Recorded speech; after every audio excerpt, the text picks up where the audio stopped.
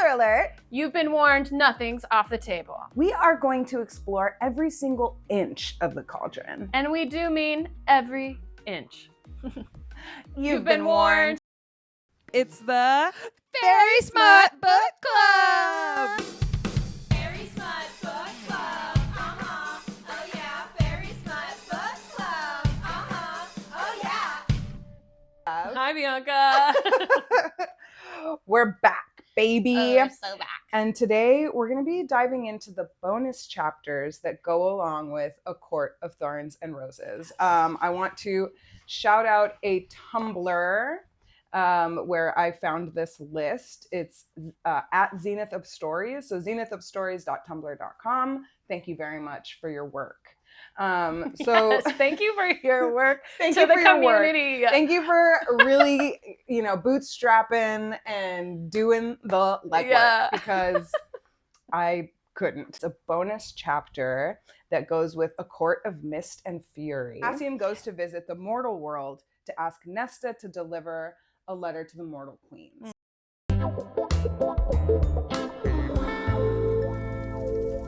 The Fey male Cassian was dangerous.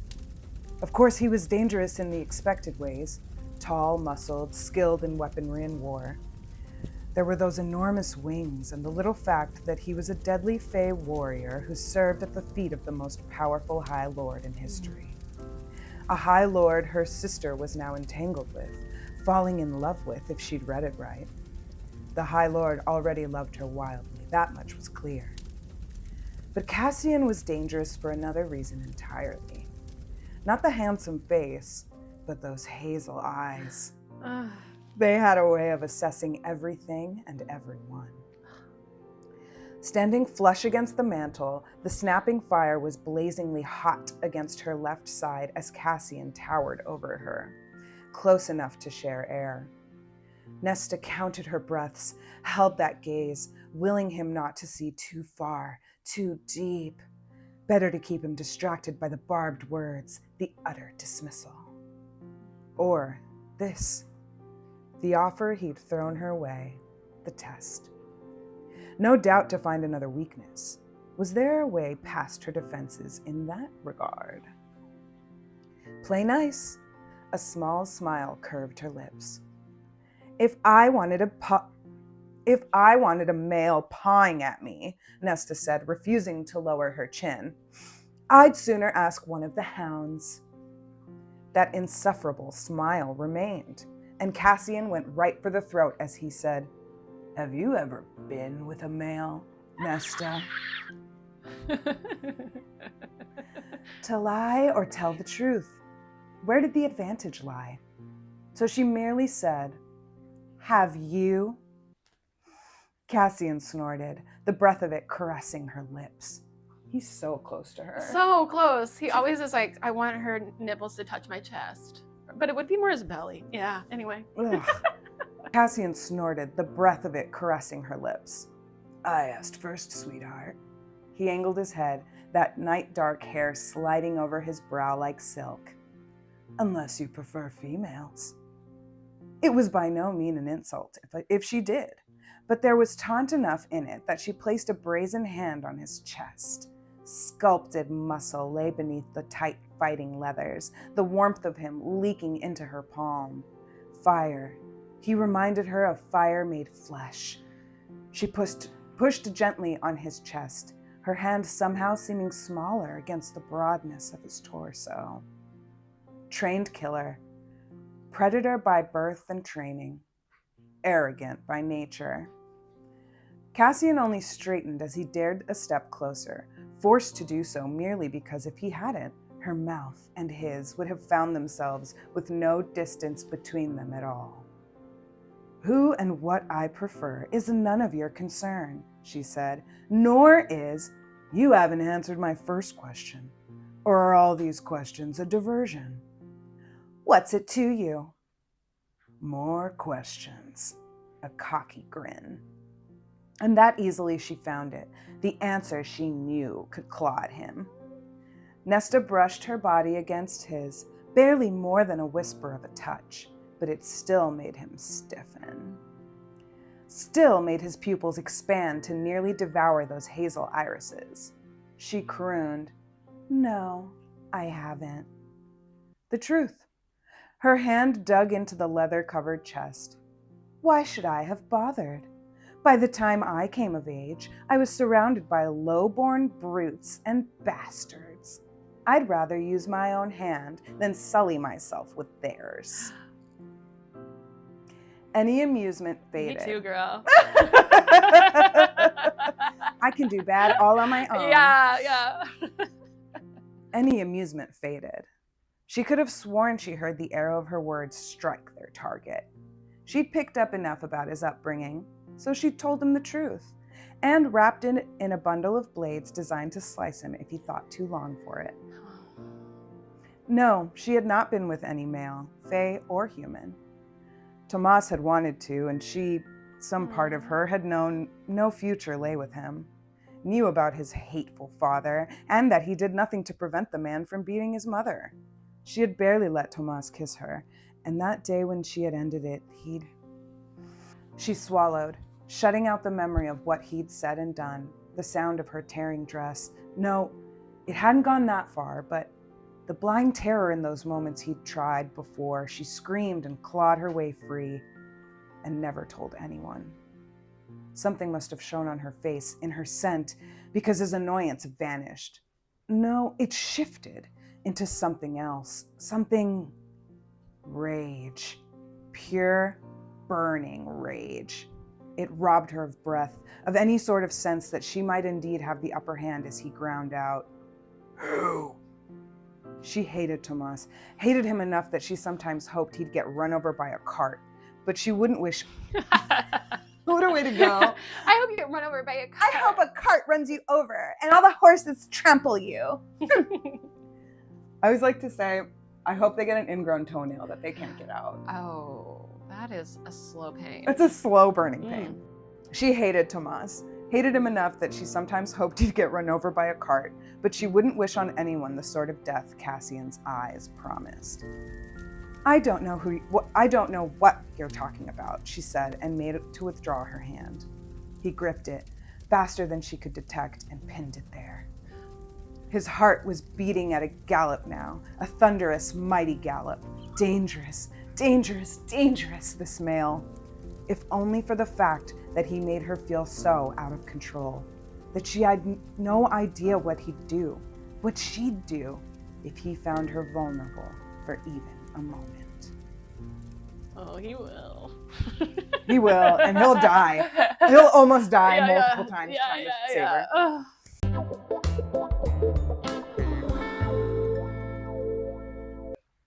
I'm imagining that the letter that he's being asked to deliver is potentially like one of Rhys's I think it letters is. about Feyre to try to convince the queen. And this is before Nesta has been made, so she's still a human. And we get to see the first real interaction between Cassian and Nesta. Because they have the dinner before, right? They all go and have a very as human as possible dinner to meet the sisters. Yeah, and Nesta's like, "How come you don't like the food, bitch?" to Feyre. And Feyre's like, "It's fine." I love that moment later. Don't yell at me. Yeah, Please don't yell at me. I love that moment later when Nesta's like, "I see what you mean about the food." Yeah, I know. It's readers have been dying for that to get resolved. Yeah. It was a loose thread that I was like, please tie this up. Let her see that the food is better once you're Fae. Listen, Nessa is going to clock every single little micro facial expression. It must be exhausting, honestly, to be... That's what I was going to... In this chapter in particular, I mean, I'm a huge Nesta fan. I'm obsessed with her. But I was going to say this chapter in particular, especially the reading you were doing earlier too, is how she's constantly calculating. You see in this chapter the sword that her mom created her to be. She's calculating every single thing he does as it's some sort of chess move. And I think because he is a warrior, he also operates in chess, but just in a different way. And so he can play the game back. Yeah. And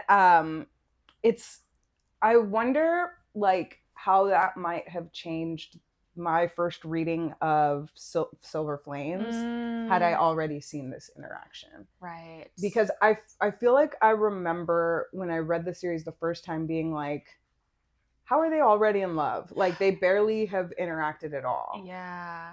So I agree with the threads are so thin, and I don't know what kind of reader, first read you are or second read, but like second read, I was like missing over it because I was just skipping to like the Reese and Feyre parts. Like, I just want to see the people I know. Yeah. But I've like read it, and now that I listened to the audiobook there, and maybe I'm looking for it, but Cassian and Nesta, like, they have that moment at the stairs where she gets mad that he was gone Yeah. and she won't say his name.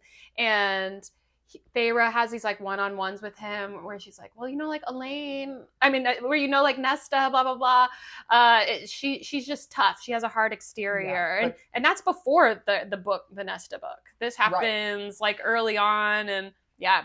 I think that conversation happens like around one of the first times that they all meet, because Feyre clocks that Cassian and Nesta like have energy towards each other. Yeah, so like when he's like taking care of the wounded after that battle, and he's like telling all the families, and she's like, where is he? And Reese is like, who? Say his name, you little princess. Oh, I think it's Mor is like, who are you talking about? Yeah. Because Mor is very protective. And so, a line that I thought was really interesting in this chapter is when he's like looking at Nesta and he's like, but what about Mor? Like, I don't want anybody to know that I'm having these feelings, because what will Mor say? And he describes their relationship as like more than friends, but less than lovers. And I just think that's a really interesting insight, because we don't talk about, like, he says sister at one point. Illyrians did that too. Yeah.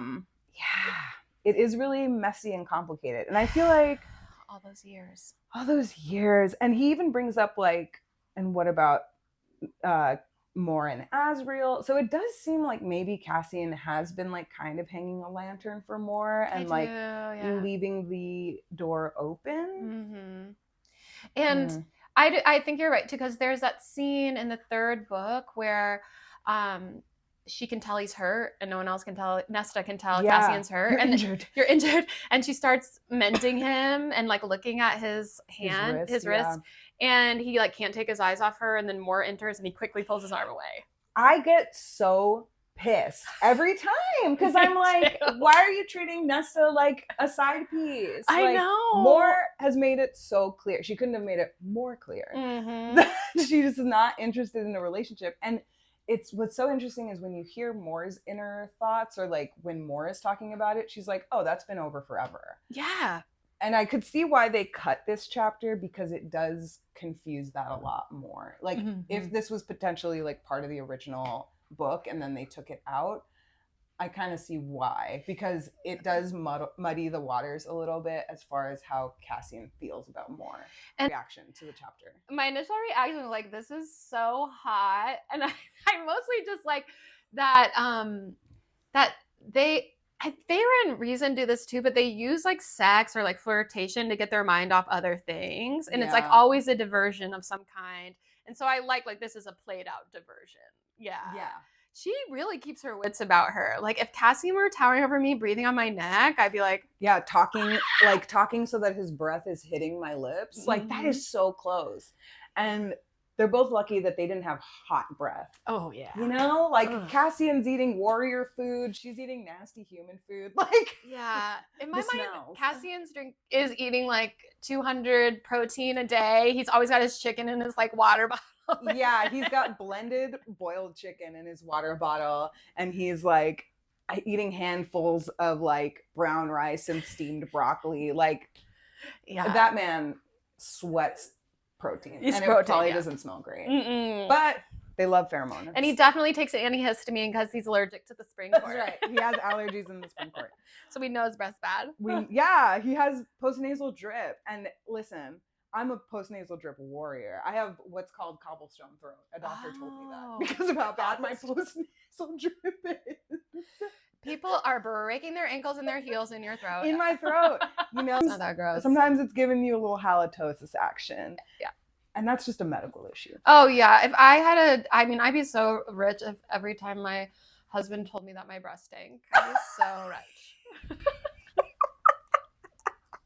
I love that Bill Fryer will tell Yeah. you that. Oh yeah, he totally Andy's too polite. He'll just be like, I have to ask. And he'll be like, well, I can smell you.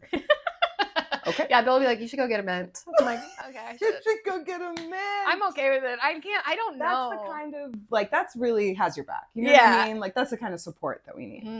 Mhm. Do you think this chapter offered any critical insight that would have changed the way that you read the book? I think I'm with you that I think I would have been probably more excited for the Nesta Cassian book. I was a Mhm. little, there were enough threads for me to be like, there's unrequited love happening. There was enough of that for me, but I was a little bit, really all I had to hold on to going into the fifth book was the fourth book where, you know, he tries to get her that gift at Solstice and yeah.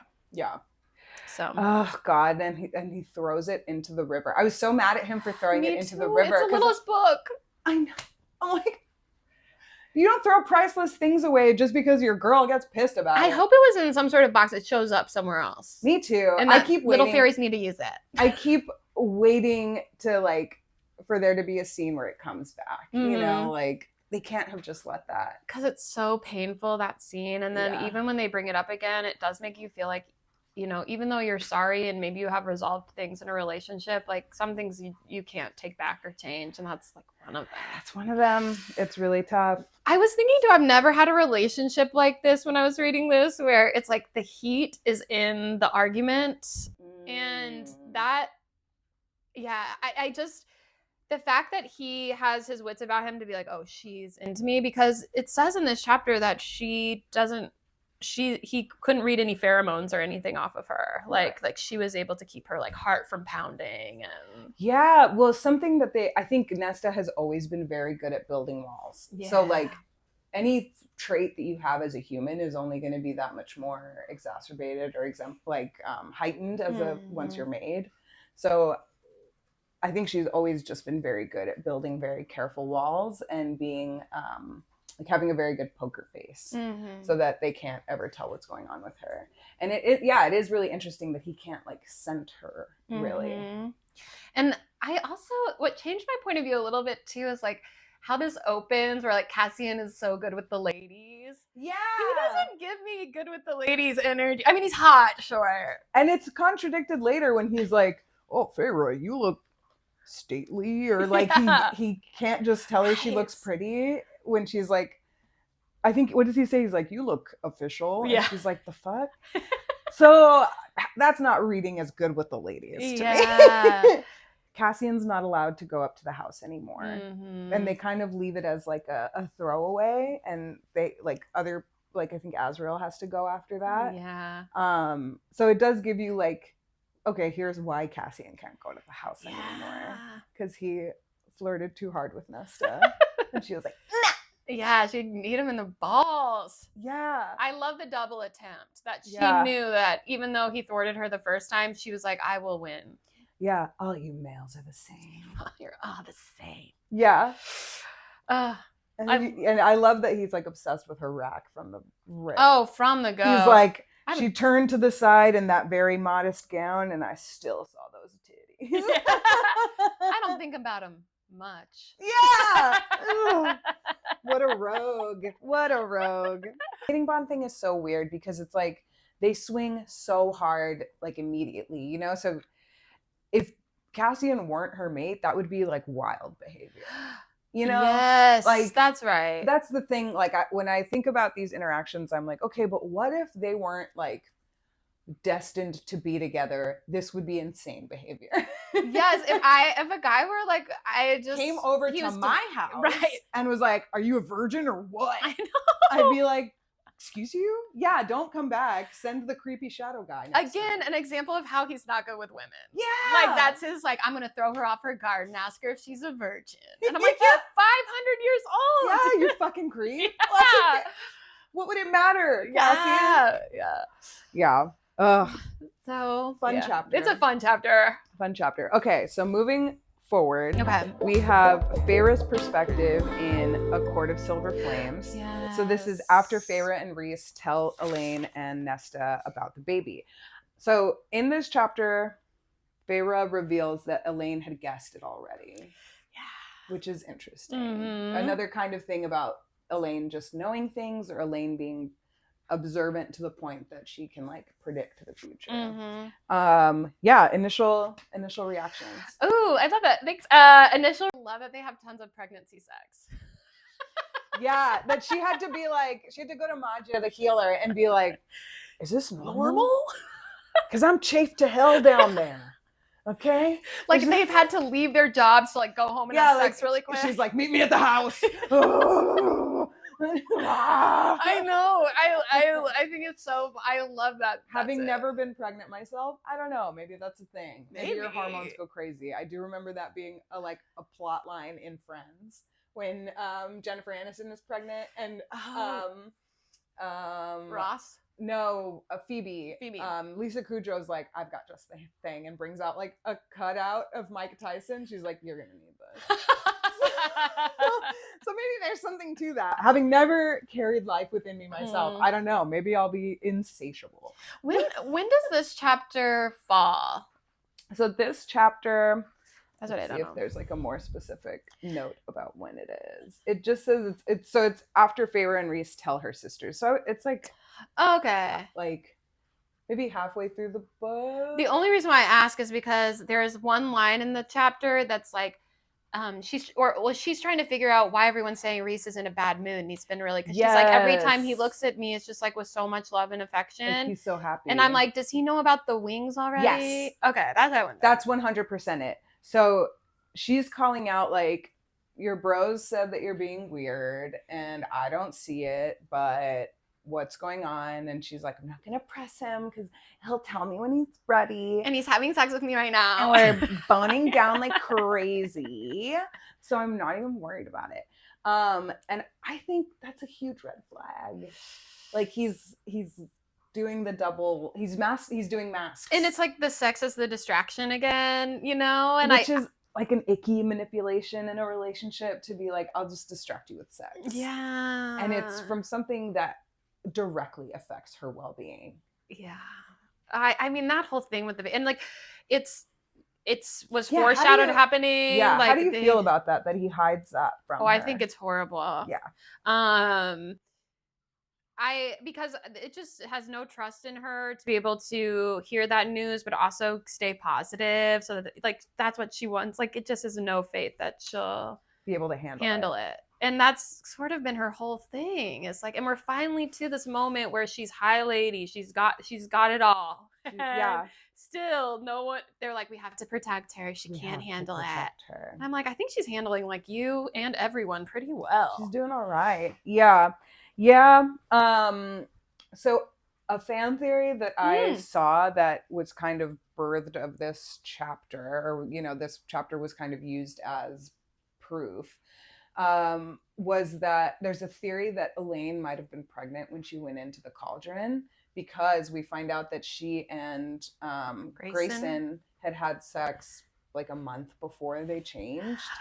So a lot of the pushback was like, okay, well, we don't need to make Elaine's story more traumatic. And like, we've ragged on Elaine for like not having much going on, or for like freaking out. And it's like, okay, but not that much has happened. I mean, but she's been ripped out of her like day-to-day life. Yeah. Her body has changed against her will. How they have been violated is horrifying. And so the cauldron, so Nesta takes something from the cauldron, but the cauldron gives a gift to Elaine. And we think it's like the seeing or whatever, but the cauldron always takes something from you. So it could have taken this baby and replaced it with like psychic abilities or whatever. It's a pretty thin like argument, I guess, because she would be like 5 weeks into her pregnancy at most. So she might not have even known herself. But the argument was like, if you know your body really well, though, you might have an idea. But the argument was like, oh, Elaine was the first to notice Feyre because she had been pregnant already, so she knew what to look for. But I don't know. Elaine is just also very observant and can literally see the future. So yeah. that, you know, it could have more to do with that and less to do with like, I too was once with child. Missing in the Elaine Nesta story for me is the period, right? Mm-hmm. Feyre describes her period when she Yeah. turns fairy as like a month of torture, basically. Yeah, like they happen way less frequently, but they're that much more painful. Yeah, and we see Nesta's year in her life, and I'm like, hey, when are you taking a break from Valkyrie training for your period? For your month-long Yeah. period. True. Anyway, I don't know. I was just when you were talking about pregnancy, I was just thinking about like the whole. Yeah, we don't know what their menstruation cycle is like. We don't know what the menses look like for fairies, you know? No, we don't. We know they happen though. We know they happen. And then how long do they carry the baby? It's longer, right? It's like 2 extra months, 9, 10, 11, something like maybe. that. A longer gestation period. Yeah, they got to grow all those Like those powers. Aren't elephants' gestation periods like 2 years or something? Yeah, they're drafts coming out. I just think like you said, when the mating bond's present, it's almost there as a device for us to forgive. Yeah. Questionable behavior. Yeah, or to be like, why would she still choose him? And it's like, oh, well, the kind of lazy or easy answer is like, well, because she has to. Yeah. Well, and also sometimes when I do, like in real life, not fantasy life, if a dude's obsessed with you, it doesn't always feel good. Yeah, sometimes most of the time it's scary. Yeah. I mean, yeah, I've heard like what makes the difference between a secret admirer and a stalker is like stationary and reciprocation. Mm-hmm. Like any paramour could be a stalker if you're not reciprocating the feelings. I know that's like pretty reductive. You look at either Feyre or Rhys any differently? Definitely Rhys. I mean, everyone's like, he's the perfect boyfriend. And maybe in the fairy world he is, but he just is so controlling. He's very controlling. And I just don't know if that will ever change for him. It's just like kind of in the fabric of who he is. Yeah. But I mean, Feyre is just always so cool and chill and like. I know. Yeah, she's great. Yeah. Okay. What about you though? I think as we've delved deeper into this project, I have become more wary of Rhys than I was at the beginning. I mean, I do remember when I first read A Court of Silver Flames and Nesta was like, oh, he's so arrogant and pompous and he thinks he knows everything. I was like, how dare you? But now, like, the more that I read it, I'm like, oh, yeah, those are some red flags. Like, it's not great. And yeah, she went from one, like a very obviously controlling lover to a more, like, potentially more insidious because it's, like, wrapped up in, like, doing what's best for her. Yeah, and so it's like, where is her own agency and things like, yeah. The agency is the thing that bothers me the most about the mating bond. Mm-hmm. Like, it is, like, romantic, I guess, and, like, kind of, you and know. Nice. You're and like, nice. I don't have to pick it out. This person's here. They're turn hot. my brain off. I don't have to go on, like, fairy Tinder or whatever the fuck. My body tells me when it's right. Ugh, a dream. But what is, like, creepy about it to me is that it's always the male that feels it first. So then it completely, to me, I think it feels like it robs all choice from the female. And, like, she has the ability to accept or reject it. But it also feels like, if you reject it, I'm going to die. Yeah. So, like, is it really? It reminds me of, like, my boyfriend when I was, like, 14 being like, I don't know what I'd do without you. Cut to me, like, telling him I was a lesbian because I was like, that's the only way I'm getting out of this. That's the only way I'm getting out of this without him, like... Without him crying and dying. And dying. I really was like, this is too much. I'm 14. I have to do algebra homework. Yeah. I'm a lesbian. Yeah. And honestly, that version of myself was more in tune with than adult. That is one thing I like about Callie Hart's Quicksilver, is in it, she's like, the female protagonist is like, why didn't, like, why were you so mean to me in the beginning? And he was like, I was so pissed off at the mating bond. He's like, of course it clicks in before we even get to know each other or we choose each other. Like, he's upset. He like calls out the sort of things that we're saying. How unfair it is. Whereas I think Rhys is kind of a traditionalist. Yeah. Yeah. He is. Yeah. Yeah, he is. Okay. Moving on to our... We want to love Rhys. We want to love Rhys. Okay. We do. In this chapter, Feyre's point of view is that she's like, all of that shouldn't have just gone towards Nesta. I was also there, you know, or that, you know, I was also present for this life we've lived, and it's not all Elaine, it's not all me, it's not all Nesta, you know, and and like continues to be reasonable. Nesta even acknowledges in her chapter, like she was so caught up in her anger that she almost wanted them all to die so that the dad could see what his inaction was doing. I hate that I connect to that so hard. Like I know it's not like a pretty part of me, but like my own dad died, and it was a long time sickness, and I've had my own like family things, and I just resented going through it. I couldn't have articulated this as a teenage girl, but I certainly relate to it now when I'm like, Nesta, like I get you, like just my sheer defiance and wall building of like nothing will be able to touch my emotions. Like I can meddle through all of this, and I have had the feeling of, you know, I will be sucky because you don't deserve, like towards this person, because you don't deserve a better version of me. Like you need to suffer because you've made me suffer. Because you've made me suffer. Yeah. This maybe you like everyone's like, yeah, you are a bitch too. You and Nesta can go live in because together. I get that too. Like, and I think this is something that potentially you can relate to also, where it's like, I almost want everything to burn to the ground so you can see how badly you fucked up. Yeah. And I think what I've learned as I've gotten older is that person's never going to take that accountability. They're never going to be able to, even if it all falls apart and is burned down to ashes, it'll still be someone else's fault to that person. So like it's a hill that I was wanting to die on for many years for various things in my life. Same. But like ultimately that just hurts me. Yeah. And I think that's the journey Nest is on too. It's like ultimately all of this anger is only hurting me. And I also understand her energy is like when she's trying to be good, it feels like everyone's looking at her. You know, when she's trying to like change a little bit. They're like, oh, now you want to be good? Yeah. And she's like, she gets to a point in her own evolution where she's like, I earned their stares. And now I have to wait for them to go away. Like I have been really cruel to everyone. But at the same time, I think that's what I love about her finding the Valkyries is that they don't have any pre or post knowledge about her. Like it's just who she is when they meet her. She gets to just be a badass to them. Mm-hmm. Yeah. Oh, and she can be vulnerable with them. Yeah. You know, because they don't have any of this sort of like expectation out of her. Mm-hmm. They just see her. Or like preconceived notions. And that slumber party scene is so beautiful. I freaking love that slumber party I know. scene. My dream is for one day we go. There's some sort of like sleepover conference for all the fairy girls. Yeah, and we're like, and we all get together. There's like mini Pegasus rides and bubble baths. Tables and tables of pastry and chocolates. Yeah. Somewhere in Beverly Hills, some really rich smut girls, I hope you're doing this, are having these parties. Have these pop-up experiences and send us free tickets. Yeah.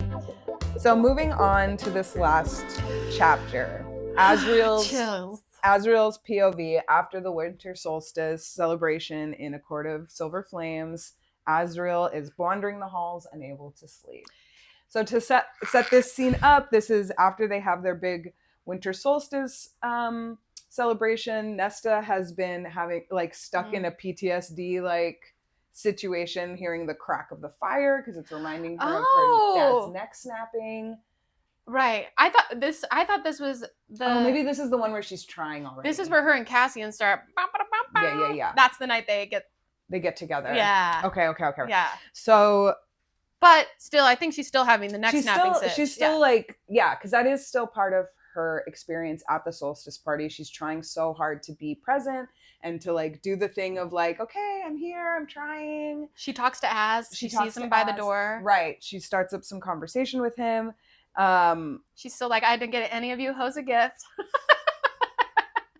I love that, honestly. I'm that girl. Yeah. But it's because I don't have Resand paying my salary. Yeah. Resand. I know, hook a girl up. Yeah. Oh, Azriel. Azriel's a tough hang in this chapter. I'm gonna go out and I'm gonna start off with that. This is our first peek into his mind, right? And he's a little freak. Like, they do talk about, like, even there's a scene where Cassian goes into Azriel's room and he's like, the fuck, bro? This is all weapons. Like, it's... If somebody's only seeing this room, they're worried about you. You know? So we already have that kind of in the back of our heads about Az. He's, like, always kind of in the corners of the room. He hears everything. The whispers... or the shadows tell him things. He says things to the shadows. Like... We're setting up like a kind of mysterious, could still be very like hot and thoughtful. And then we go into his mind and he's like a nasty frat boy. I know. Like, what the hell? The jewelry swapping, I was like, asshole. Okay, I'm so glad you said it first because I thought I was losing my mind. And I was like, imagine when they find out. they're gonna find out. Elaine is gonna see Gwen wearing that necklace and be like, He's gonna be like, it was nothing. Like, what? You didn't want it? You gave it back to me? And I'm, you technically don't belong to me. You belong to Lucian. And she's like, I belong to myself. Yeah. Yeah. Okay. So sorry. That was one where it's like, he's so immature. Like, no, it is. It's really a nasty look. It's a bad look for my guy. Yeah. So yeah, this. Burn the jewelry. Just sell it. Burn. Keep it. I don't know. Yeah. Pawn it off. Do anything but give it to another girl in the same extended circle. Yeah. Like, what are we doing, Az? What are we doing? Okay. So initial reaction. Yes. Initial reaction. I love little things where I learned that he and Elaine have been brushing hands and stuff. Like, they've had some real little flirtatious moments going on. And I love Elaine's innocence. The things that make him... I connect to him is like he still talks about like when he reaches for her, the scars on his hands. Like he still has some real depth. He's to like, him a bit. my nasty hands And- cannot mar her perfect skin. Yeah. Yeah, that's a reaction I had. I think what hot take is it's another inside scoop where I'm like, I don't know if I love Reason. Like Reason, this is like because he senses that, or he comes down the stairs and mind talks to and him. is like, Azriel, what the fuck are you doing? Get your ass in my office now. Which, like a dad. And that was a moment I liked of Resand. Okay. Because it could create so much problems for the court. Yeah. And poor Lucian has already gotten the short end of the stick so much and so often. He like doesn't really have a place. They like almost begrudgingly make space for him in the night court. His daddy ain't his daddy. His daddy and his daddy. And somehow Feyre's the one that figured that out. After 500 years. After 500 years, and we all know Feyre's kind of a dumb. And we all know his mom was cheating with Helion. Yeah. Everybody's got to know. Everybody's got to know. It's just that they've never said it out loud, and I guess Feyre's the only one who like was dumb enough to say it out loud. So, yeah, I think that I get why that was the move from Rhys, because he's like, we've already got enough irons in the fire. Yeah. We don't need to also start a fight. And as it is, the other courts see the night court bat boys as like lecherous, and like they rape women, like they're like comparing them to the Illyrians and how brutish and brutal they are. Like the echoes of that action would have had so little to do with Azriel and Elaine just kissing. That's what I hate, though. I mean, I hate, though, that Elaine still doesn't have agency over what she wants. Yeah. Like, it's like, what if she wants Az? And like, Mm-hmm. Lucian still has a right to challenge this man's life and kill him. And that goes back to like the creepiness of the mating bond and how it's all centered on the male's experience. And then the female is in this like position of having to like either make it worse for herself or accept it. Yeah, that's a part I guess I don't love. And I don't like that Reason's like, we got to play We gotta play the game. We gotta play the game here. My other initial reaction is I love Gwen. I wish I would have read this chapter. Gwen training by herself at night. Like, she's so determined. She's so fighting the battle of not feeling weak anymore. That she can share a space with him like this. Yeah, that's a lot of growth because he's the one that saved her. Yeah. I like that. The only other line I like love in this chapter is he's like, I am a shadow singer. Not that like I don't actually sing to the shadows. Like, it's my title. I think too, I can't remember exactly, but the way his shadows play with how the shadows respond to each of the women is very different. Yeah. So his shadows like play and dance with Gwen's breath. Yeah. But they hide from because Elaine. Gwen's a singer. Right? Yeah. She goes and hears her sing with all the she's priestesses. That's right. She's she does her sister act performance at the solstice ceremony. And her voice like Apanamata Mister. Yeah. Yeah. She's the super high soprano one who's like, I will follow you. Oh yeah, she's the high one. And then who's the woman she hates who's writing the Valkyrie book? She's an apprentice for her. I'm like, she's the one that has the deep voice. Yeah, 100%. She's doing the dong, ding dong, ding dong, ding dong when they do Carol of the Bells. Yeah. She's the bass. Hello. But anyway, yeah, his shadows like to dance with her, and then they go away with Elaine, right? Right. Yeah. I feel like, and this is my hot take on this chapter, is that Elaine is taking advantage of the fact that everybody sees her as this little fawn. And so she's like, I don't know what I'm doing. I'm just gonna think he's really hot. So, and it's like, girl.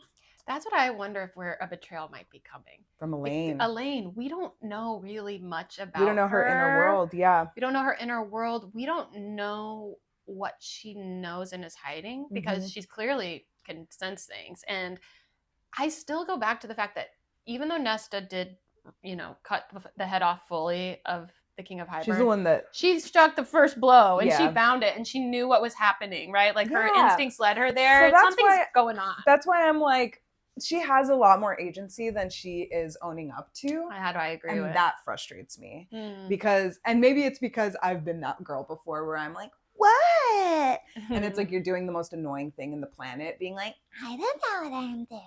And I kind of wonder if that's why she likes hanging out with the Wraiths. Getting ready. Like, I don't know all their powers. Caradwyn and Nuala. Nuala, like, are they sharing secret? Like, are there things being exchanged? Yeah, when they're giggling and making bread, are they sharing secrets?